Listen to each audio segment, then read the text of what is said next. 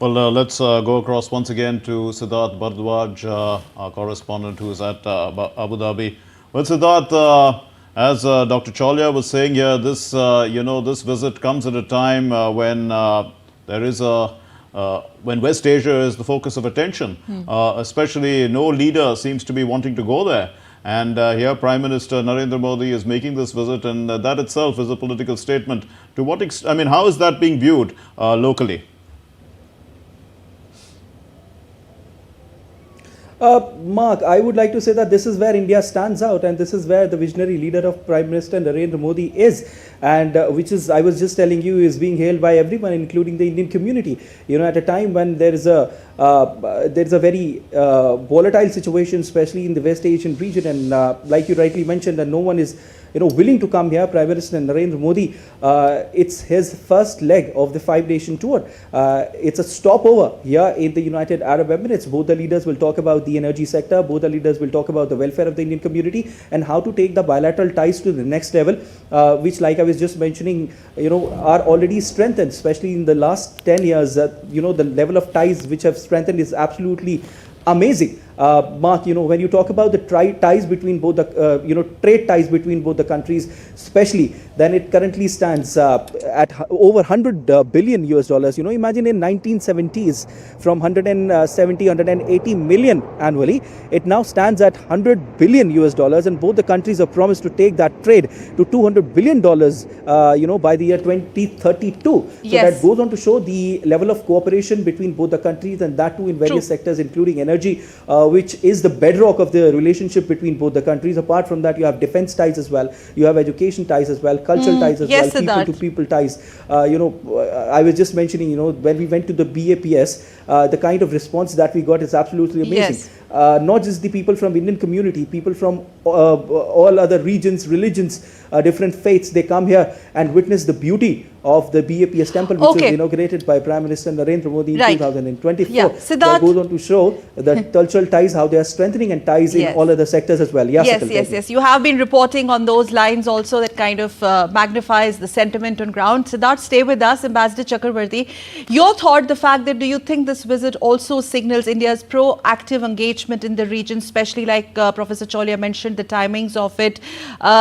You're talking about reliable supplies, India's trade resilience, and the geopolitical balancing that India has been trying to do, because there's so much water has passed under the bridge in the last 1 year or more.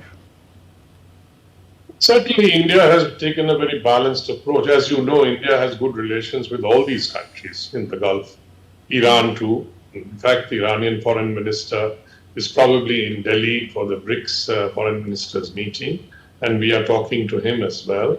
And then, of course, we have good relations with Israel. So I think we have balanced all these relationships. And obviously, in a situation of war, there is an element of uncertainty, and the balance is disturbed. But we are sticking to our policy goal of keeping this balance intact. And that is why, and of course, UAE is the most important country as far as we are concerned in the GCC, in the Gulf area. And we have already laid out why it is, the various things that bind us so closely. And our economic goals cannot be served, as I said, without access to energy. So I think UAE is a major pillar of that energy security for us, apart from the fact that so many million Indians there. Now, the geopolitical balancing will continue, I think. We are not going to take sides. We are married, or sort of strictly, married to strategic autonomy. I don't know whether married is the right word, but we are sticking to it. And there is no reason to abandon it. It has served our purpose, national interest. We are a growing economy, and we are on the road to as a rising power. And with our size and population, India is obviously also a very, very attractive market Right. for most countries. Yes, Ambassador. Right. Let me turn to Dr. Cholia. You were mentioning about the timing of this visit. Significantly also, I mean, there are rifts between Saudi Arabia and the UAE. And our NSA has been, in conversations with the NSA of Saudi Arabia. well, I mean, the entire Gulf region we look at as, as a collective whole in a sense, and this diplomatic geopolitical balancing, as we are talking about, is crucial. India as a dependable partner for all these nations, how significant is the visit in that context? Yeah, Mark, you're right. I mean, the war has actually shown the contradictions among the Gulf powers. So, UAE has suffered disproportionately from most of the Iranian, strikes. Saudi Arabia less so. And Saudi Arabia, as Ambassador Chakravarti was mentioning, has also, it informally heads the OPEC grouping. Right. So UAE has moved away from Saudi Arabia. There's no doubt. There are also regional, one-upmanship rivalry between these two traditional powers, because even in Yemen, in Libya, and elsewhere in Sudan and so on, UAE and Saudi have not often backed the same horses. So I think UAE wants to come out of the shadow of Saudi Arabia, and I mean, probably they expect, but also another factor is Saudi Arabia has entered into a so-called mutual defense alliance or pact with Pakistan. So is there a shifting, geopolitical or security landscape taking place? So security and defense, Mark, we are not talking about it much because the focus is on energy this time, Prime Minister's visit, but we have signed something called a letter of intent earlier this year for deepening collaboration in defense production, joint exercises, training, and maritime security. So UAE expects probably more, joint maneuvers and such things with the Indian Navy, because see, we are able to, if Fujairah and Khor Fakkan, the two ports of UAE which are outside the Strait of Hormuz, they have also been attacked, but they are outside the Strait of Hormuz. In other words, they cannot be blockaded by Iran. In which case, we will be able to, probably give them escorts and such things to bring them out and for the tankers to move easily. Yes. And if we build an undersea pipeline across the Gulf of Oman, which includes these two ports of UAE, I think we can create a kind of like a safer alternative to Strait of Hormuz. So there are many things that are the reconfiguration of the energy mix and our partners is also likely to happen. And so Prime Minister's visit is going to lay the foundation for that kind of a shift. And last thing I'll say is, Gulf countries historically always have had animosities. And like Ambassador Chakravarti is saying, we have tried to thread the needle. We don't necessarily side with one. Just because Saudi Arabia has done a defense pact with Pakistan doesn't mean that we are going to do exactly the same with UAE. Because we also have a huge diaspora in Saudi Arabia. And Saudi Arabia also is a strategic partner of India. Not as important as UAE. There is a hierarchy, no doubt. UAE is a number one partner. But we will not want to antagonize Saudi also, right? And because we would not want them to push them further in the direction of Pakistan. In fact, there is a contradiction between Pakistan and Saudi Arabia that's emerged, because Saudi demanded that Pakistan come to their support against Iran during the war.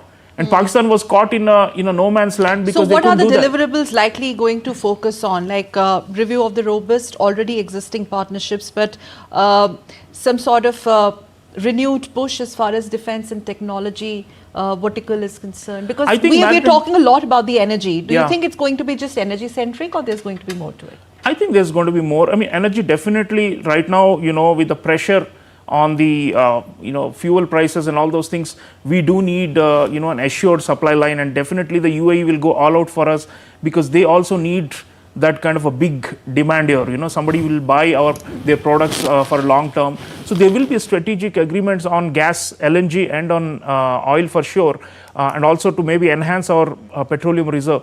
But on the defense side, definitely more cooperation. UAE has a strong air force. It's a small country, but doesn't have a very powerful navy.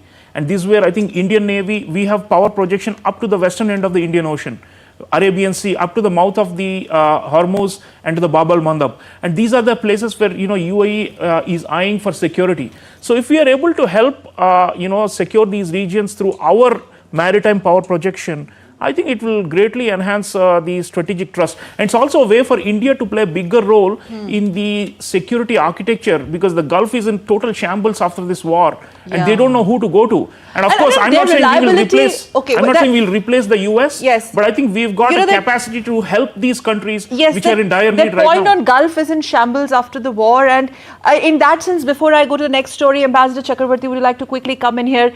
We have spoken about why this is significant, but why this makes this is more significant from the UAE's perspective, in the sense What is it that they have to expect from this particular visit and their reliability on India in certain spheres?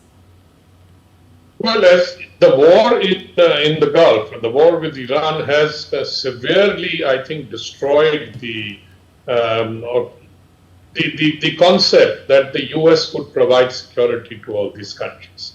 I mean, I can't remember the exact number, but the US has many, many bases there. But all of the bases have not been able to prevent attacks from Iran. So I think they are now deeply worried as to their alliance with the US. As to this, the question is, you make an alliance, then you expect something in return. What is the outcome? Now, the outcome has been very negative.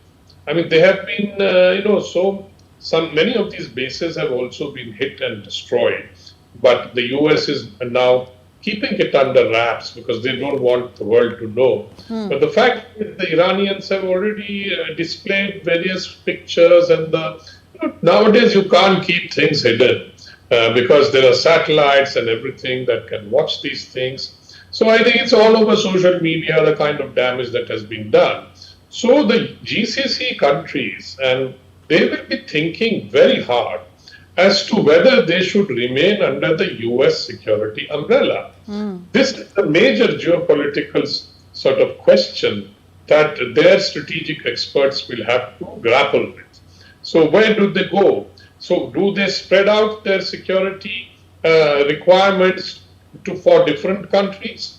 And that is where India also comes in, because India has a very powerful navy which operates as Sriram said, to Bab el-Mandeb and the mouth of the Hormuz. And if the fuel supplies come through Fujairah, then the Indian Navy will be able to protect those.